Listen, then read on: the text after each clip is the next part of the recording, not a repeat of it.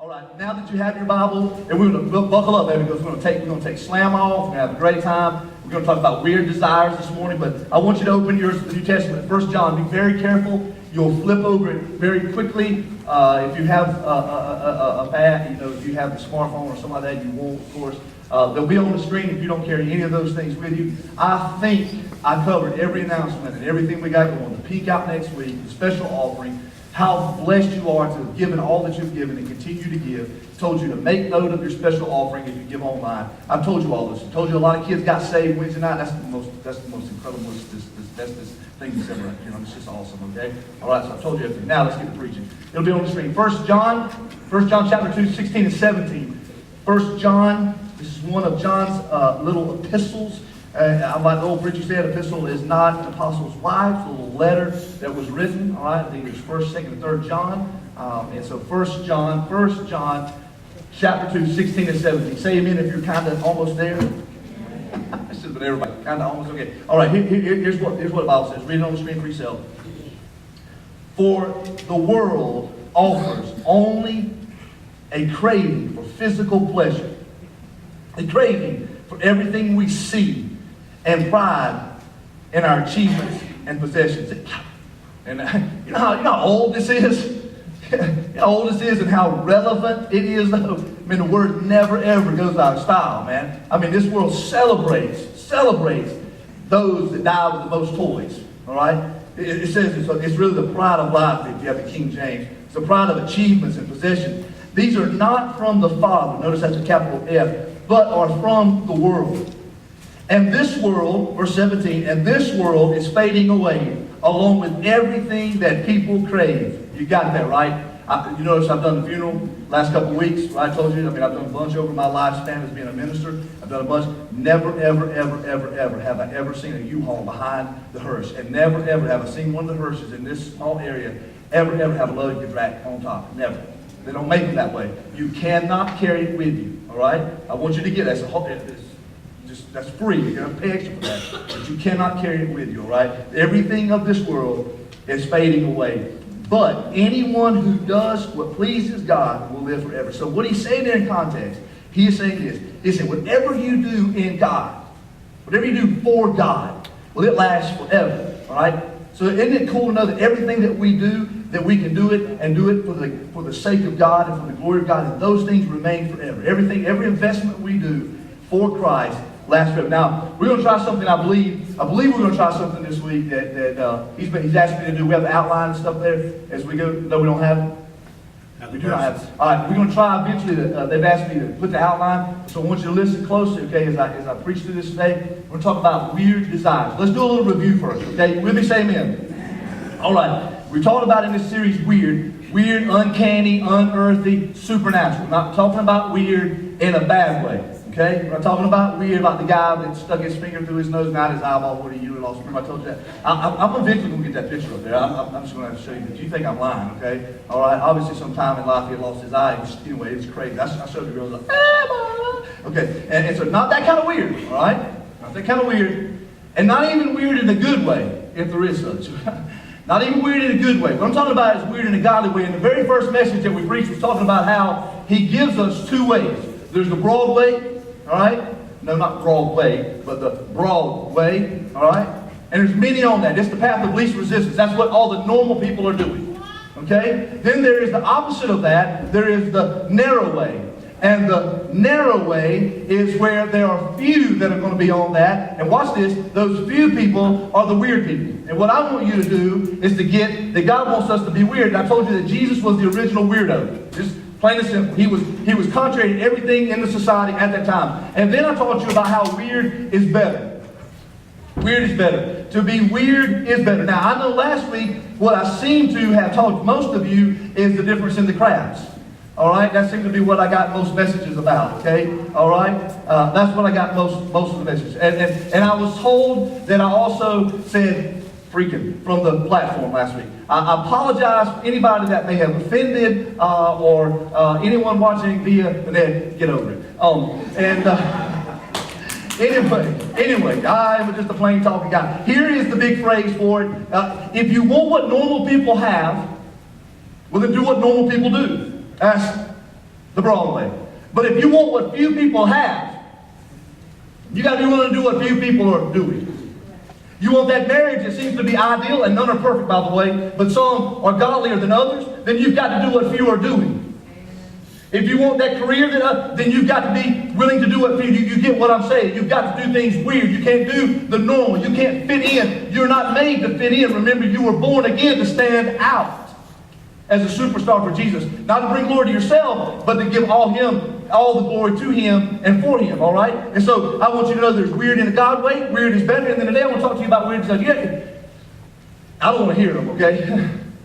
I mean, you just get overcome with these weird desires, cravings. I hear a lot of times pregnant ladies talk about they want this and this, like, bowl of ice cream with a jug of pickles. I mean, I don't know. I'm just throwing it out there.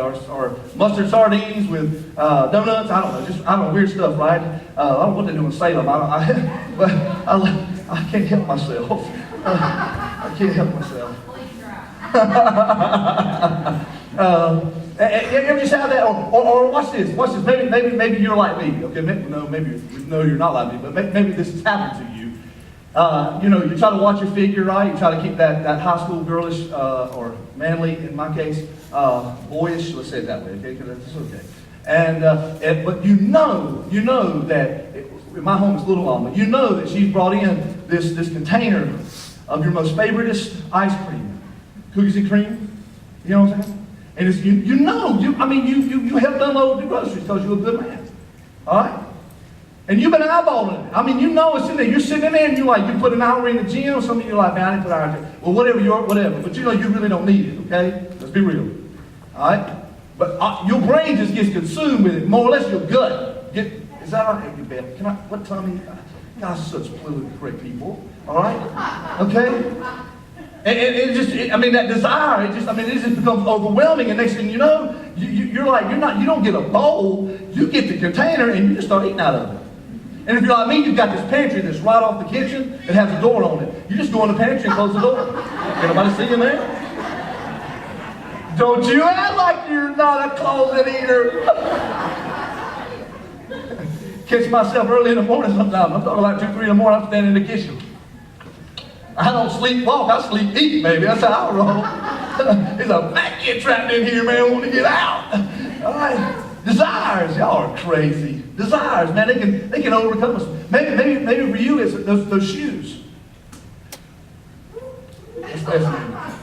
Or it's the accessory, it's the purse that matches, the belt that matches, and also the hairpiece that matches. You know what I'm saying? And I don't need extensions, by the way. I just need something to slip there. Y'all ain't right. That's not right. That is not right.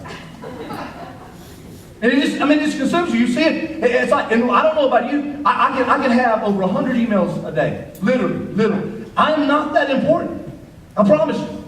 Most of those emails are some kind of info email. Buy this, get this, do that. Here we go. And so every time you try to be weird and not think about those things, it consumes. And now I talk about silly stuff, but for some of you, man, it's very serious stuff. And you give in to the cravings of this, or the pride of the flesh, or the lust of the eye, or the things that the King James calls it. But it's talking about all these worldly things. And if you're not careful, those desires, they'll overcome you. Now here's what I want you to get before I give you an outline. And all I'm going to do this morning is contrast normal and weird, just like I've done every week thus far. But I want you to understand something before I preach and teach you this morning. That it is not a sin to enjoy the things of the world. All right? Now there's some things that are off limit. The Bible's clear. It's as clear as black and white or red and white. All right, and there's no gray area, okay? All right, you cross the line, then you sin. That's you don't need me to point you out. God's the judge. I'm just a guy that's supposed to be a prophet that says, this is thus saith the Lord, all right? Preach the truth and rightly divide the word. And so, but I want you to understand that there's nothing wrong with having cookies and cream, praise Jesus, or double stuffed Oreos. There's nothing wrong with that. Amen. Or pumpkin spice. There's nothing wrong. Did you know what we found yesterday since I'm 18? You know what we found yesterday? We found pumpkin fudge on our journey yesterday. Gosh. Your tongue will beat your brains out if you like pumpkin flavor. Holy smoke. Woo! It's good stuff, man. I rationed it off. I got it hid. The girls can't have much of it. They look kind of cross-eyed when I cut them a little chunk out of it. You can have a little taste here. It's enough to do you. A little dab will do you. All right? It's crazy, man. There's nothing wrong. There's nothing wrong. Remember, all things are permissible, right? But not all things are beneficial. As well as we don't live in a generation that understands this. Moderation, man. All things in moderation. Everything has its season. And so I want to talk to you about some weird desires. How we can live, not normal, but weird. Some of you got a jump start on that thing. Here's the normal. Here's the normal. Take notes once you get this outline, okay? Here's the normal. I'm going to give you cross-reference, all right? I'm going to give you scriptures that will back up these points so you know it's just not me making stuff up, all right? Now, the normal is this. Well, they want what they want now and not later. Amen? Normal in our desires, all right? Y'all catch that, desires. All right, let's do it out there. Desires. Yeah. The normal is we want what we want now and not later, man. We see that in the kids, don't we? Holy smoke, we're raising a generation that's like microwave, it's done, here it is. I want it now. As a matter of fact, we're raising a generation, they want what grandpa has, but they don't realize it took grandpa 45 years to get that house, that motor home, that boat, and that truck to pull those things. They want it now, and they expect you to give it to them, and you're raising them. So don't be amening too quickly, my friend. Are my girls spoiled? Absolutely. Every time I go to my wallet, it's louder. Every time I go to my wallet, it's lighter. You're welcome. What wallet? That's what I'm talking about. I owe you. We want what we want now and not later. That's the normal way. Here's a great illustration of it. You know the story. Let's give you this reference. Luke 15:12. This is the prodigal son story. This is what the younger son said. This is our generation. This is the young. And be mindful. Don't be too quick to point a finger at the younger generation. You're raising them. All right? They didn't learn it on their own. Okay? Here's what the young son in Luke 15:12. He says to his father, "I want my share of your estate now, before I die." Your kid ever well up on you like that? Now! Ha! You got it, did you? You got the right one, baby! Don't look at me like that. That might be what's wrong with them. You need to get them. Right? Now. We want it now. We want it now. We don't want to wait for anything. We want it now. Don't cause me to wait an extra second. See, that's normal. Normal is I want what I want now and not later. Let me give you the second sub-point under normal. Listen to me, say amen. First one is this, what normal? This is normal desires. This is how we act out. We want what we want now and not later. The second one, I'm going to preach just a moment longer on this one. This phrase is original with Andy Stanley, by the way. All right? This phrase is. He preached a whole message on this phrase. I just took this phrase and put it here because I think it just illustrates this point very well. Here it is. Here's the phrase. The normal people, this is the broad way. This is what most people are doing, right? They want what they want now and not later. They don't want to wait for anything, all right? They're willing to trade the ultimate for the immediate. They're willing to trade the ultimate for the immediate. Now you think they sound kind of the same. Let me give you a story out of the Bible that illustrates this very well. If you take notes, I want you to jot this down and just listen to me. Genesis 25, take it back to the Old Testament. Genesis 25, 31 and 32, I'm just going to pull these two verses out. All right, here's the story. You listen to me, say amen. Genesis 25, listen. The normal people, in giving into their desires, are willing to trade the ultimate, God's best, for the immediate. Now you get it, right? Great illustration of this is the story between Esau and Jacob. You remember those two? Brothers. And so let me read the two verses to you, and then I'm going to set it in context and preach this moment. Here's what happens. Jacob replies, verse 31 and 25, "But trade me your rights as the firstborn son." You see, in biblical days, the firstborn son, Esau was the oldest, he's the firstborn. There's a lot of responsibility with it, but there's a lot of privilege with it as well. You got everything. It didn't matter if you was a bad kid or not. You were firstborn, that's the way the tradition worked. And what Jacob has done, what would be going on here, is Esau, he'd been out for a hunt. All right? And he'd been out a long time, and he was hungry. When he come in, he was hungry. And so he says to him, and when he comes in there, he smells this stew. Okay? All right? I don't know if it was camel stew or what, but it was stew. Okay? I don't know what, you know, I want that hunt up there, but I mean, it was stew. I love when I use my sanctified imagination, you know what I'm saying? And so it's not in the Bible, okay, that part.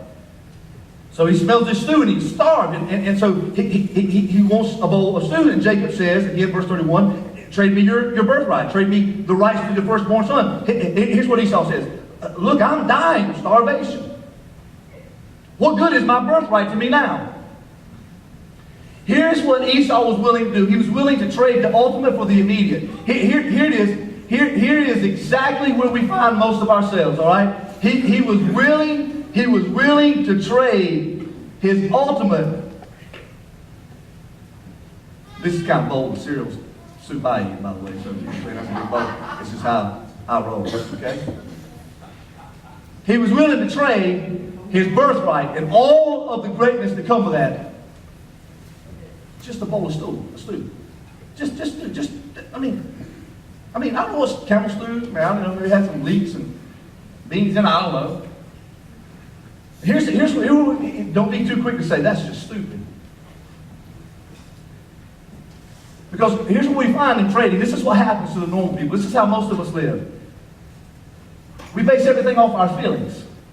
He said, look, I'm dying of starvation. I mean, was he really dying? No.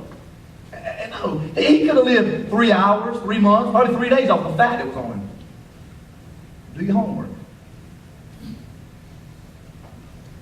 But no, in that immediate moment, he said, I'm dying. And some of us get there, we go, if I don't have that, if I don't tell her this, or if I don't go here, or if I don't do that, or if I don't buy this, or if I don't eat that, if I'm just dying here.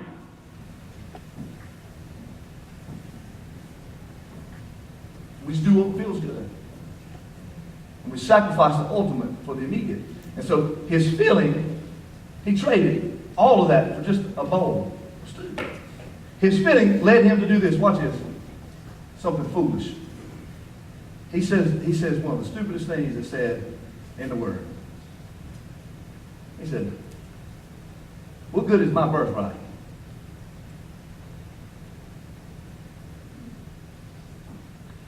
And you say, well, I get that. But you do it every day. There's people every day that just act normal. They get caught up, man, you're a godly man. You love your wife, you love your kids, you want to do right, but man, there's that one click, that one text, that one conversation. Oh, they will say everything you want them to say in that moment, because only you hear is what you want to hear in that moment. Maybe you're a young lady and you're saying, man, I'm saving myself. But in that moment, he says, if you really love me and you believe this is how you express your love. I'm telling you, I don't care if you've already given your virginity away, but you're single again and you're trying to do things right. Then bless God, lock it down like Medea said.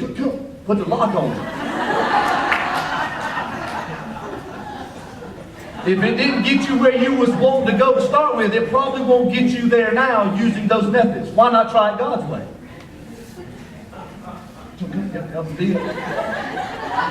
He, she, they're who. You do it every day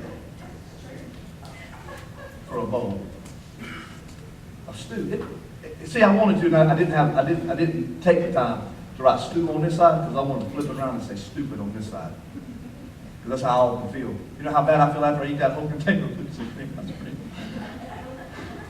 I feel lower and well poop. It's bad. Bad. Or when I listen to something I shouldn't listen to, or watch something I shouldn't watch. You know, like, is it okay for the preacher to be honest with you? Some of you, man, for some of you, are smoking cigarettes. You say, oh my God, here he goes legalistic. No. I'm not saying do or don't anything like this. I'm not saying cigarettes send you to hell, make you smell like you've been there, as old preachers used to say. I'm not saying that. But I am telling you this. You're trading the immediate for the ultimate. You're shortening your life by 15, 20 years. That you can watch your grandkids or great-grandkids. I'm being as real as I can be. I'm not joking with you. And I don't know about all that vapor joke. Holy smoke, like a freight train come out of there. You see how that's any better? And I've been out long enough for any kind of research, but you get what I'm saying, though, right? God has so much in store for you. And yet every day you make choices. For some of you, you're addicted to shopping. And I'm not even funny. I got to have the belt, I got to have the purse, I got to have the shoes. Some of you guys got to have the latest Kobe's, or whatever the case may be. You got to have the video game, I got to have the latest iPhone. I'll be glad when I get here. We've waited. We've done the weird thing. We've waited. But I'm ready. And some of you, listen, I'm being real. Back to the message. Listen. It sickens you to know when you're going to open that envelope that it's going to say that you're $30,000 in credit card debt. And you stop sometimes and you think, how did I ever get there? One bowl of stew at a time. One bowl of stew at a time. You get mad at me and think that I'm stepping on your toes and trying to hurt you. I'm not listening. I love when people tell me that. I know what they mean. I'm telling you, sister, brother, I'm not aiming for your toes. I'm aiming for your heart. If I can get that changed in Jesus, the rest of it will follow suit. You say, how did I ever get here? Some of you find yourself sometimes when the kids go to sleep or whatever the case may be, you begin to think, you begin to weep inside. You may not weep out, but you weep inside and you go, how did I ever get here? One bowl of stew at a time. You trade the ultimate for the immediate. I cannot believe I've been with that many people. I cannot believe I've done one bowl of stew at a time. And if it hurts, God is that will mend all that hurts. Maybe it's something like this. Listen to this statement. I got your attention real good this morning. Let me tell you what it is for me. I was telling Sandra this morning,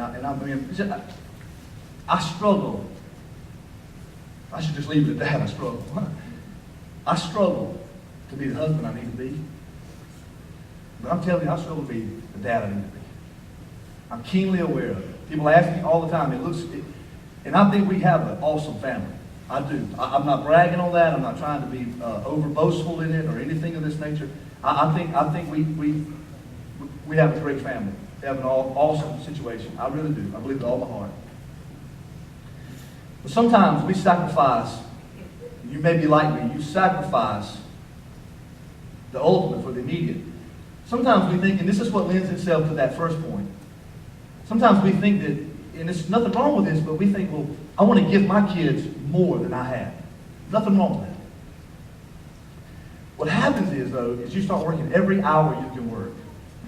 You start doing as much as you can, even if it's a second job or a side job. You got all these things, you balanced out, you got borrowed money here, you got money here, you plan for this, you got them in this activity, you got them over here. I'm talking about parents and kids and stuff, and if you don't, just stay with me, please. And I struggle with this. I struggle with just slowing down long enough. You see, in my world, I struggle balancing out my preacher life. You could say professional life if you want to just be real technical, but it's not a job for me, it's a calling. And so I can't, so for some reason, I can't get this to balance out just right yet. I can either be doing real well with ministering to everybody and suck at ministering to my 3 girls, which are the most important. I love you, but they are more important than you. I struggle with that. I answer every text, I answer every call, I make every call back, I try to be in every meeting, I try to do everybody's wedding, I try to do everybody's funeral, even though they don't know that I've done their funeral, all right? One day we'll rejoice together, you know what I'm saying, in that moment. Let's be real. And I struggle. And with Addison, y'all know my story. If you don't, you'll catch them quick. Addison is from my first marriage, and she's the greatest thing that I ever have accomplished in my life. I've screwed a lot of things up. Made a lot of mistakes. That is the one thing. Her, Sandra, and Lana are the 3 things that I have done right thus far on this journey. And Addison, this past week, and I struggle with slowing down. I've got to take her to meet her mother. It's her mother's night to keep her in all this good stuff. That's how we roll. Okay, some of you don't have a clue. Some of you don't understand what it's like. And for me, even though we're in a great place, our relationship with her mother's in a good place and all this good stuff. You know, there's no fighting and all this carrying on and stuff like this. It's still a difficult moment for me. Because, you know, you're never supposed to be away from your kids until they're grown and then kick them out. Lana said yesterday she's going to live in the basement. I said, no, you won't. Out there we gasoline. And so I'm frustrated. I've got to speak here, preach there, do this, be at this meeting. I've got 3 people. I've got one that's asked me to find a counselor for their situation, and they don't go to church here. They just know me from past ministry and stuff like that. It's a devastating situation. I don't have a clue how I'm going to help them, but I'm going to try to be a conduit for them. I got all these things, and I also got to get Addison to this certain point at a certain time. It's part of the deal. You still with me? I promise you I'm making a point here because some of you struggle with the same thing. Now, watch this. In my life, I'm back in the Buick out, right? Driving my nanny's Buick quite a bit here lately and all this good stuff. And so I'm back in the Buick out, and she had to run back in the house to get something because Daddy can never remember everything. That's my daughter. Never remember everything. So she's got to run back in and get something. She comes out the front door. And as she comes out the front door, stay with me. Something grabs her attention. I thought it was just that the pumpkin that Lana had carved, the little small pumpkin, has begun to rot and the head fell in. We were just kind of laughing at it, watching it, do what it do, right? And so I thought that, but no, it's something else. And I'm ready to go, man. I got all these things, all this pressure, all these places I got to be, all these answers I got to get there. And she's going, Daddy, come here.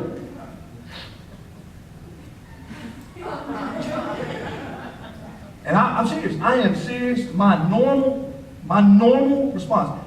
Get your butt in the car. I done told you to get in the car.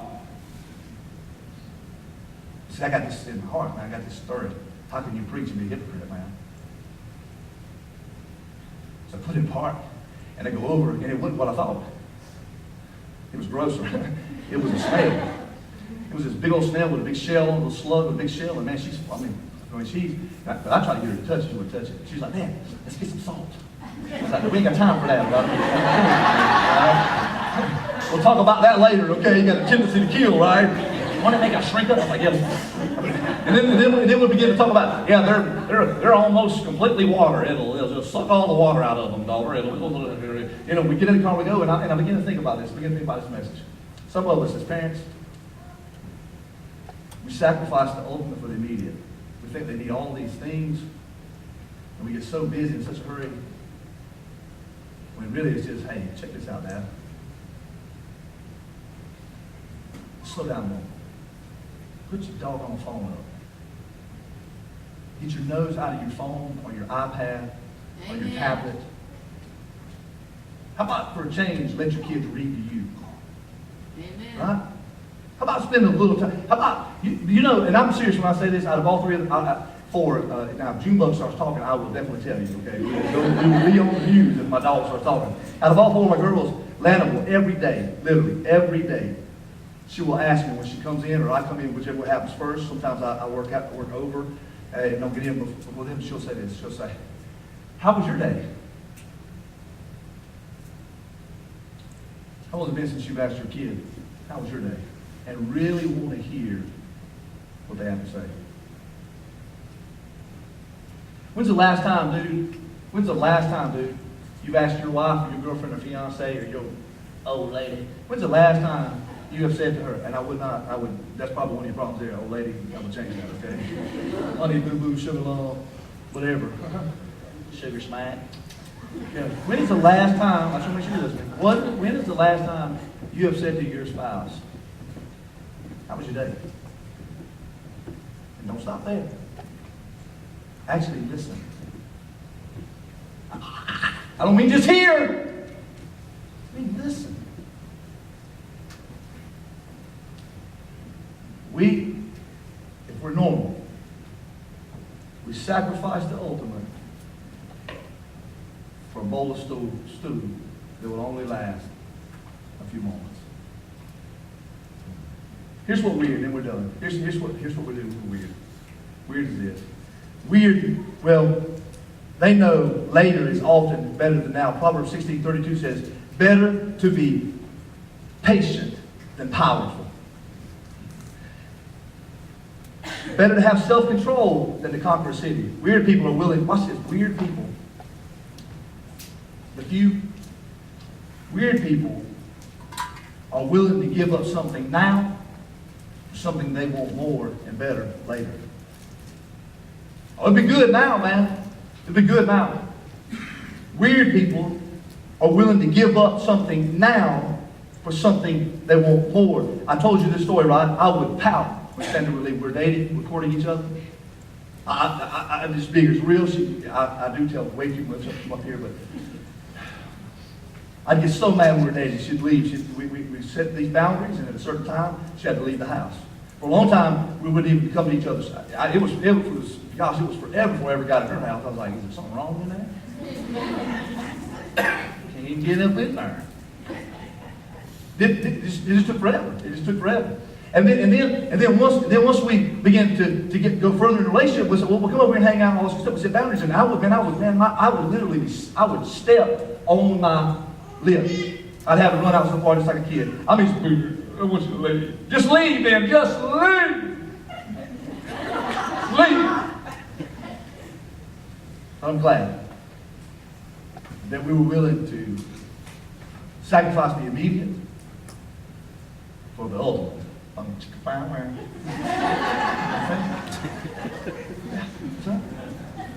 heard that down there. I bet you love that.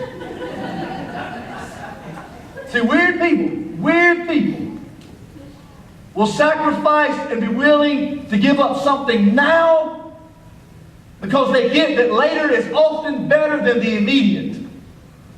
And my gosh, it is.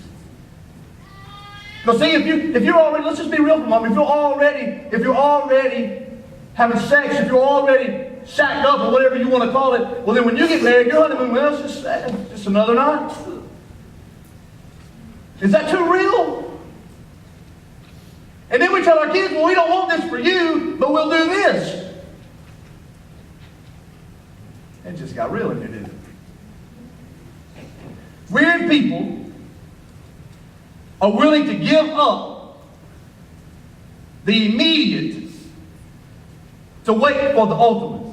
That's what weird people do. Not only that, weird people, watch this. Here's I'm done with this one. They're willing to seek God until His desire becomes their desire. Psalm 37:4 says this: take delight in the Lord, and He will give you your heart's desire. See, people love to quote that and say, well, he wants me to have my heart's desire according to His will. And so what you got to do is spend time saying, God, is this what you want me to do? And here's the problem we have. Here's the catch in our giddy-up. Ready? Watch this. Our hearts, well, they can't be trusted on their own. How many times has your heart got you in trouble because you followed your heart and left your head behind? I tell her all the time, tell me to do a hook. I know what you mean.